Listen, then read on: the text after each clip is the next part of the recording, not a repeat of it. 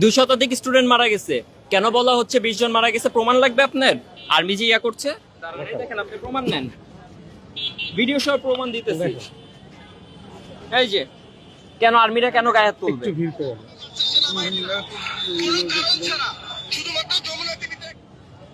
কেন আর্মি কেন মারবে, গায়ে হাত তুলবে কেন? কেন এটা ধামাচাপা দেওয়া হবে?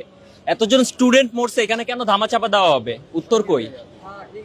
কেন মরবে এতজন স্টুডেন্ট, কেন ধামাচাপা দেওয়া হবে? 76 সালের ভাঙ্গাচোরা বিমান দিয়ে ফ্লাই করবে, যেই বিমানটা চায়না গ্রাউন্ডেড করে দিছে, ওইটা কেন আমাদের সেকেন্ড হাইস্ট পাওয়ারফুল বিমান হবে? ফার্স্ট হাইস্ট পাওয়ারফুল হলো MiG-29, কেন সেকেন্ড এটা হাইস্ট হবে? কেন বাংলাদেশ এতদিন কি করছে, উন্নত হয় নাই কেন? আর কেন আর্মির কি ঠেকা পড়ছে যে এটা গোপন করতে হবে? কয়জন মারা গেছে রিপোর্টে, কয়জন কে করতেছে? সব রিপোর্ট করতেছে সেন্টিমেন্টাল রিপোর্ট। একজন আমাদের ম্যাম একজন এখান থেকে বের হয়ে আসছে, ওনারা রিপোর্ট করতেছে যে কি হয়েছে কি হয়েছে। একজন একটা সিঙ্গেল রিপোর্ট করে নাই যে কয়জন স্টুডেন্ট মারা গেছে, কয়জন ছেলে মেয়ে মারা গেছে। আরে ভাই নিচে ছোট ভাই মারা গেছে, হসপিটালে নিয়ে গেছে, ভাই অবস্থা দেখবেন আপনি। এই যে এগুলো হলো অবস্থা, এগুলো রিপোর্ট নাই, সব রিপোর্ট অল্প কিছু জন মারা গেছে।